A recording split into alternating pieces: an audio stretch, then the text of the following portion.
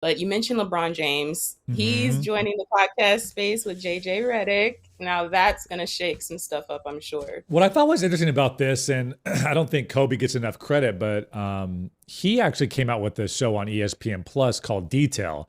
And what he would do is he would break down different players' games, like James Harden, Jason Tatum, and he would essentially be like in the film room and say, "Hey, here's how Jason Tatum breaks through the double team, and here's how he's using his body to create separation to get a clean look at a fadeaway." And it was very, first of all, you want to hear Kobe break down the game. That's just awesome.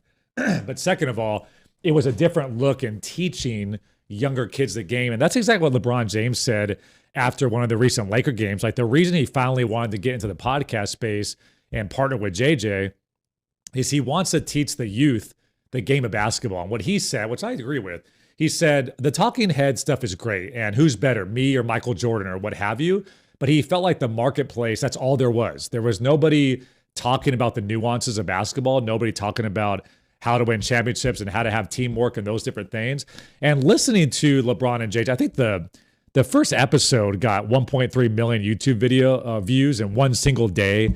And I think within 24 hours, they had almost 400,000 subscribers. So talk about someone as big as LeBron James. He launches it. He creates a brand new platform for him. This is not on the Uninterrupted YouTube channel. They have their own brand called Mind the Game with LeBron and JJ, but they're usually drinking a glass of wine and they're usually getting really deep in the nuances of basketball and offenses and sets and how to defend different sets and what happened back in 2013 with the Dallas Mavericks in Game 7 and da da da da. So it's a really interesting podcast. I think what's great is when you can start a niche that nobody really is doing, because you have, again, the Shannon Sharp and Ocho Cinco talking about the sports stories. You have the First Take stuff. You have PFT and Barstool, bringing that, humor to the sports landscape. But people make arguments all the time that LeBron James may have the highest basketball IQ in the history of the NBA.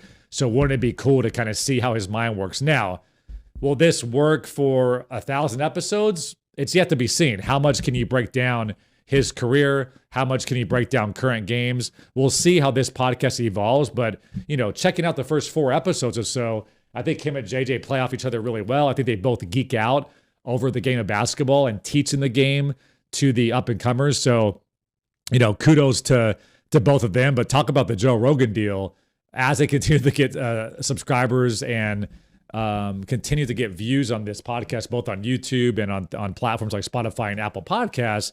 You can imagine what they can demand potentially from an exclusive with a different platform. So definitely interesting to see LeBron and JJ zigging when everybody else is zagging.